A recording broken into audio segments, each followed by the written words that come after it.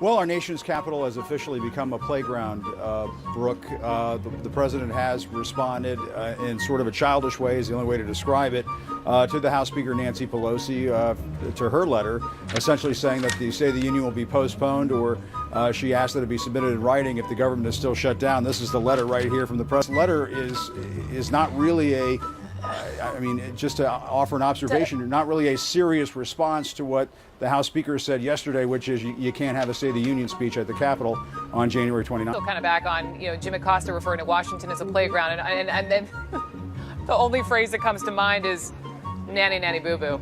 Right, sandbox, get out of the sandbox.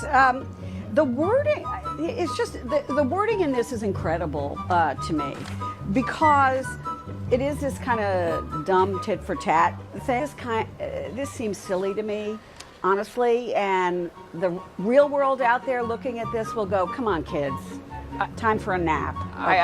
I've got a he knows that we know that he's losing. This is, the only word for this is childish. I mean, it's kind of out of the nyan-yanny poo-poo school of grade school taunts. Yeah. The president essentially being a man baby all over again.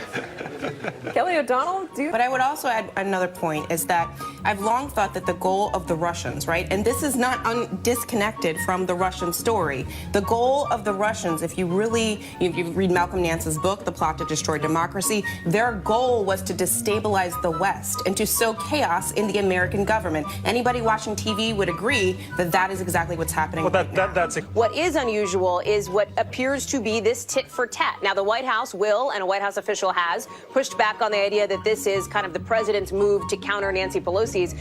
Let's call that for what it is. That's White House spin. Of course, this is a power play. This is a move from the president to try to counter Nancy Pelosi's disinvite, which, by the way, the Trump campaign is now sending out an email raising money off of this disinvitation, if you will.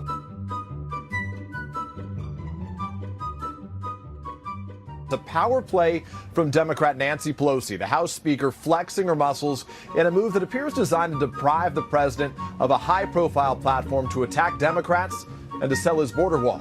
Still no response from the president. The ball is in his court here after the speaker made this brazen power play, suggesting that unless the president can agree to reopen the government, there will be no State of the Union address. Now, by postponing this speech, the speaker would deny the president a pretty powerful platform to make his case for his border wall. But she says this isn't about politics, but security concerns. House Speaker Nancy Pelosi says unless the government opens this week, she is rescinding the invitation to the president to deliver his State of the Union address in the House of Representatives. She said you can do it in writing if you want. President Trump responded to Pelosi's power move with uncharacteristic